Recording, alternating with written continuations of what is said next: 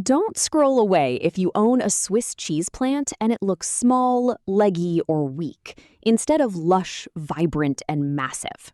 Most people fall in love with the Monstera Adansonii the moment they see it in a plant shop or on social media. Most people fall in love with the Monstera Adansonii the moment they see it in a plant shop or on social media. Those iconic, beautiful holes in the leaves, scientifically known as fenestrations, make it look like a living piece of tropical art. But after a few months of bringing it home, reality sets in. Instead of producing those giant, dramatic leaves, your plant starts growing long, thin vines with tiny foliage that looks nothing like a monstera. Or even worse, the lower leaves start turning yellow, and the tips become dry and crispy. If this is happening to your plant, do not panic. You are not a bad plant parent. You are simply missing a few crucial professional growing secrets that can completely turn your plant's health around in less than 30 days. Today, we are diving deep into the ultimate guide to unlocking explosive growth in your Monstera Adansonii. I am going to share the exact step-by-step blueprint that will make your plant double in size, produce massive leaves, and stay incredibly healthy all year round. And the best part? It doesn't involve buying expensive chemical fertilizers. The most powerful trick is waiting right inside your kitchen cupboard. Let's start with the absolute biggest mistake that almost every single houseplant owner makes with this species. It's a design choice that looks beautiful on your shelf, but it is silently sabotaging your plant's potential. I am talking about letting your Monstera Adansonii trail downwards. When you place this plant on top of a high bookshelf or in a trendy hanging basket, the long vines naturally cascade down toward the floor. While this creates a lovely jungle effect, it actually triggers a survival mechanism inside the plant. In their natural habitat, the tropical rainforests, the Monstera Adansonii is a fierce climber. It uses its powerful aerial roots to latch onto the bark of massive trees, climbing higher and higher toward the canopy to reach the sunlight. Biologically, when the plant is climbing upwards, it feels secure. It knows its root system is supported, and as a result, it sends a signal to generate larger leaves with more holes to catch the filtered sunlight coming through the trees. But when you force the vines to hang downwards into empty air, the plant realizes it has nothing to hold on to. It feels unstable. To save energy, it stops producing large leaves and begins growing smaller foliage to reduce its weight. So, if you want massive, spectacular leaves, you must give your plant something to climb. The absolute best tool for this is a moss pole, a cocoa core pole, or even a simple wooden stake. As the vines grow, gently attach them to the pole using plant tape. Make sure the aerial roots, those little brown bumps on the stem, are touching the support. Once those roots anchor themselves into the pole, you will be absolutely amazed. Within just a few weeks, the new leaves emerging at the top will be twice the size of the old ones. Now that we've fixed the structure, let's talk about fueling that rapid growth. We are currently in the middle of the peak growing season, which means your plant is hungry. Instead of running to the garden center to buy chemical fertilizers that risk burning the delicate roots, you can create a powerful organic growth booster using a common kitchen scrap that most people throw down the drain every single day.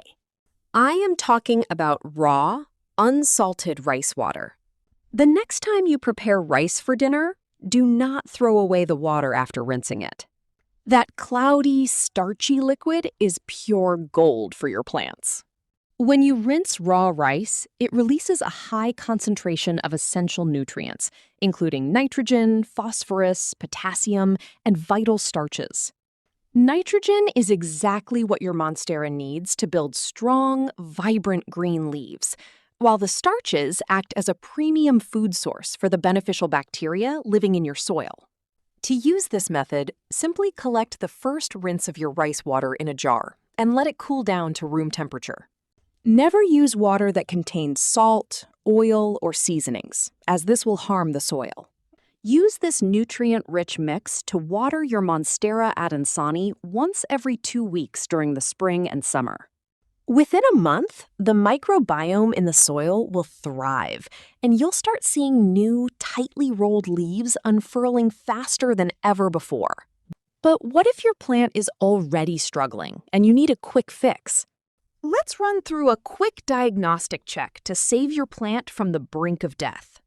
The number one complaint about the Monstera Adansonii is the sudden appearance of yellow leaves. If the lower leaves of your plant are turning completely yellow and feeling soft or mushy, you are almost certainly overwatering it. These plants love moisture, but they absolutely hate sitting in soggy, stagnant mud. Overwatering suffocates the roots, preventing them from taking in oxygen, which quickly leads to root rot.